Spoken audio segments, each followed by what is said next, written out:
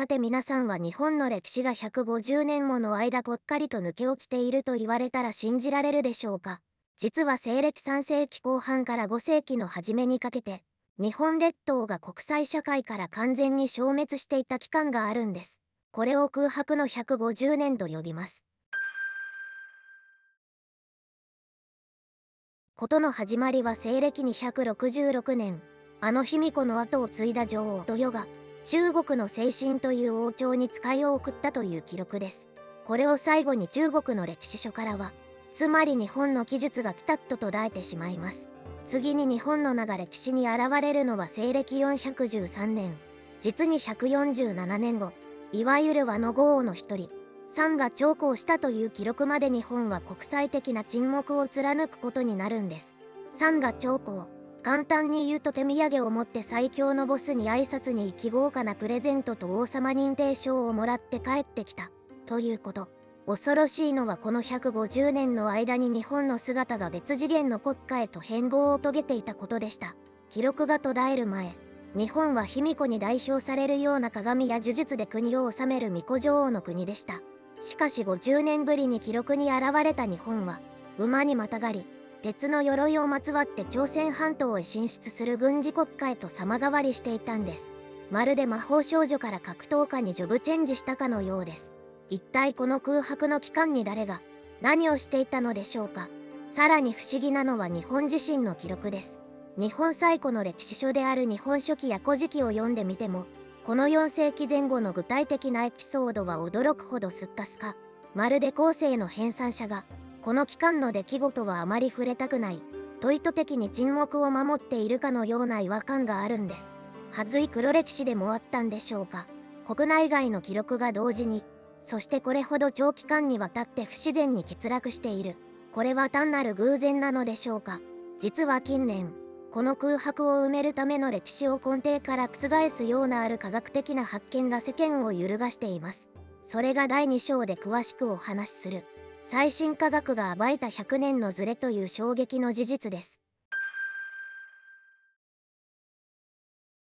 さて第1章でお話しした空白の150年。この謎を解く最大の鍵とされてきたのが、奈良県にある箸墓古墳です。全長約280メートル。その美しく巨大な前方後円墳は、かつて日本を治めた女王卑弥呼の墓であるという説が長年、歴史学会の定説とされてきました。卑弥呼が亡くなったとされる西暦248年前後に築造されたという見方が邪馬台国、畿内説の強力な根拠だったんです。ところがその定説が今、最新科学の力によって根底から揺るがされています。2020年、世界的な科学雑誌ネイチャーにも関わる、あるデータの更新が衝撃を与えました。それが放射性炭素年代測定の最新修正曲線、通称イントカル20です。これは木材の年輪などを分析して過去の時間をより正確に測るための定規のようなものなのですが、この新しい定規を箸墓古墳に当てはめたところとんでもない結果が出たんです。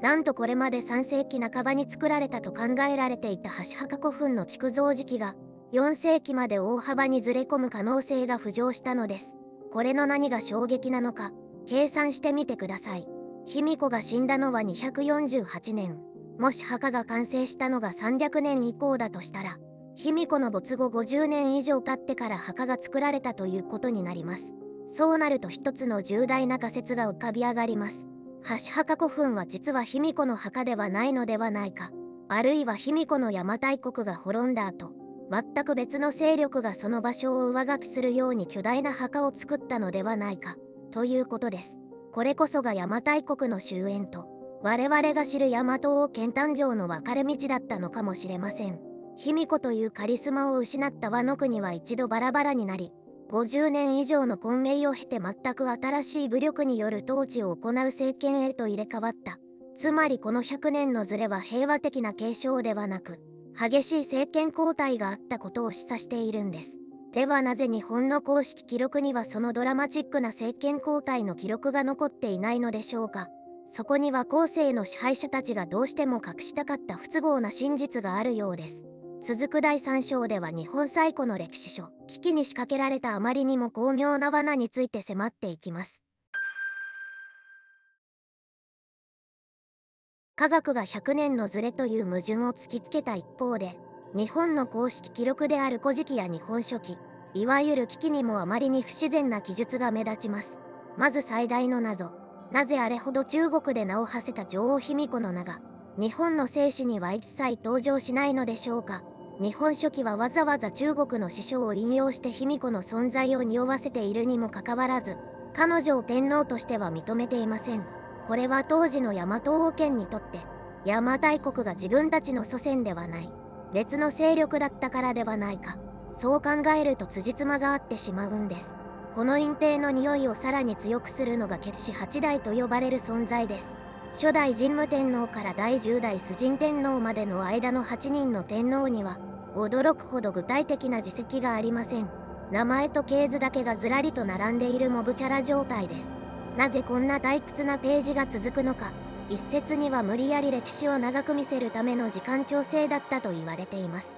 中国の思想に基づいた1260年周期で大きな変革が起きるという予言に合わせるために存在しない時間を水増しし、空白の期間を平和な統治が続いていったことにした。つまり激しい王朝交代やクーデターの痕跡をこの8人のモブ、いや天皇というベールで覆い隠した可能性があるのです。そしてこの空白を強引につなぎ合わせるために生み出されたのが神宮皇后という強烈なキャラクターです。彼女は卑弥呼のように神の告げを聞く巫女でありながら、自ら海を渡って朝鮮半島を攻める軍神としても描かれます。これ実は邪馬台国の女王卑弥呼、豊の伝承と大和王権の軍事行動を無理やりドッキングさせた創作ではないかという説が非常に有力なんです。卑弥呼たちの輝かしい功績を自分たちの血統の中に吸収し、あたかもずっと一つの王朝が続いてきたかのように見せる。これは歴史の改ざんというよりもはやマスゴミの変更報道と言えるでしょう。ではそこまでして隠したかった大和王権の真の姿とは何だったのか。それは国内でひっそりと育ったものではなく、海を越え地と鉄で歴史を塗り替えていく極めて好戦的な軍団の姿でした。第4章では海外の石碑に残されたもう一つの倭の国の暴走を見ていきましょう。日本の公式記録が沈黙を守る一方で、お隣の朝鮮半島や中国の記録には、この空白の150年の間に驚くほどアグレッシブに活動する和人の姿が刻まれていました。その決定的な証拠が現在の中国吉林省に立つ巨大な石碑、広海道王碑です。ここに刻まれた西暦391年の記録は、当時の東アジアに激震を走らせる内容でした。我が海を渡ってやってくると、百済や新羅を破り、臣民とした。どうでしょうか。第一章で触れたあの巫女が祈りを捧げる平和な女王の国の面影はもはやどこにもありません。そこにいたのは海を越えた国を圧倒する強大な軍事集団でした。この劇的な変化は当時の古墳の中身を見れば一目瞭然です。空白期間が始まる前の前期古墳からは三角仏神儒教のような祭祀に使われる鏡や玉が大量に出てきます。失踪者は神の声を聞く司祭のような性格が強かったんです。ところが空白期間の後半から始まる中期古墳を開けてみると光景は一変します。中から出てくるのは大量の鉄製の剣、甲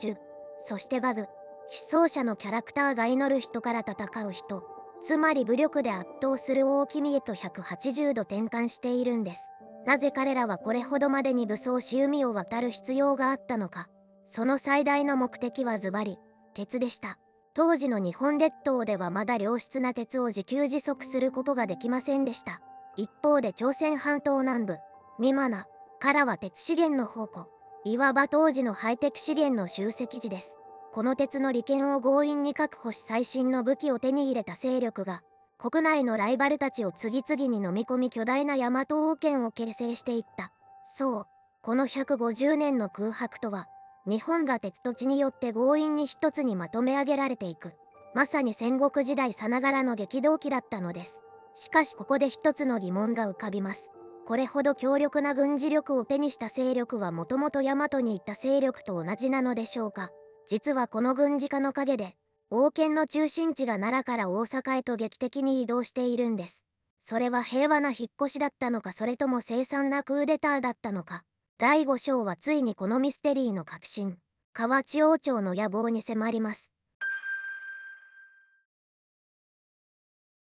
さて第4章で軍事国家へと変貌した倭の国の姿を見てきましたが、実はこの時期国内でも日本史を揺るがす大事件が起きていた可能性があります。それは権力の中心地が奈良から大阪へと劇的に移り変わったことです。これまでは奈良盆地の山の麓を拠点とする三輪王朝が国を治めていました。彼らは山を神として崇める古き良き伝統を重んじる勢力です。ところが4世紀後半になると突如として大阪平野に巨大な古墳が次々と築かれ始めます。これが後に河内王朝と呼ばれるイケイケな勢力の台頭です。皆さんもよく知る世界最大級の墓、仁徳天皇陵。あんな巨大なものをなぜわざわざ海に近い大阪に作ったのでしょうか。これ実は海外へのデモンストレーションだったという説があります。海を渡ってやってくる大陸の使者たちに、今の日本を支配しているのはこれほどの力を持つ我々だ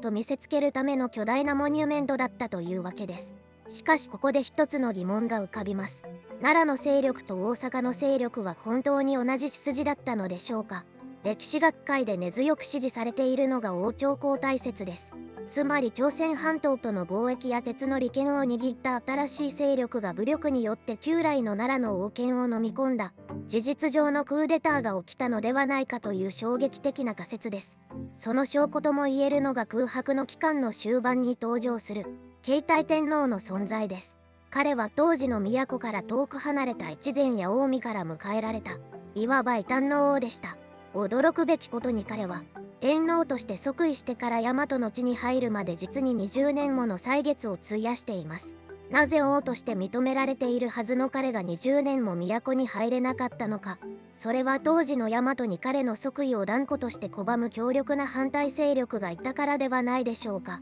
この空白の150年の裏側で日本列島では血で血を洗うような壮絶な権力争いが繰り広げられていた。そしてその激動の結果として我々が知る天皇を中心とした国家の原型が形作られていったのです。では結局この空白の150年とは日本にとって何だったのか。いよいよ最終章、その結論へと迫ります。ここまで科学が暴いた年代のずれ、消された女王、そして海を渡る軍団の影を見てきました。では結局のところ空白の150年とは何だったのでしょうか。それは単なる記録の欠落ではありません。一言で言えばこの150年こそが日本という国家が誕生した産声の期間だったのです。歴史学ではこの期間をあえて飛躍の150年と呼ぶこともあります。文字通りの空白ではなく、むしろ記録を残す暇もないほどこの列島が激しく急速にアップデートされていた時期だからです。大陸から伝わった高度な灌漑技術が広大な平野を田んぼに変え、大量の鉄器が山を切り開き、それまでバラバラだった小国たちが一つの巨大なシステムへと統合されていきました。西暦266年、卑弥呼の後を継いだ豊が治めていたのは、あくまで邪馬台国を中心とした小国の連合体に過ぎませんでした。しかし150年後の西暦413年に再び世界に姿を現した時、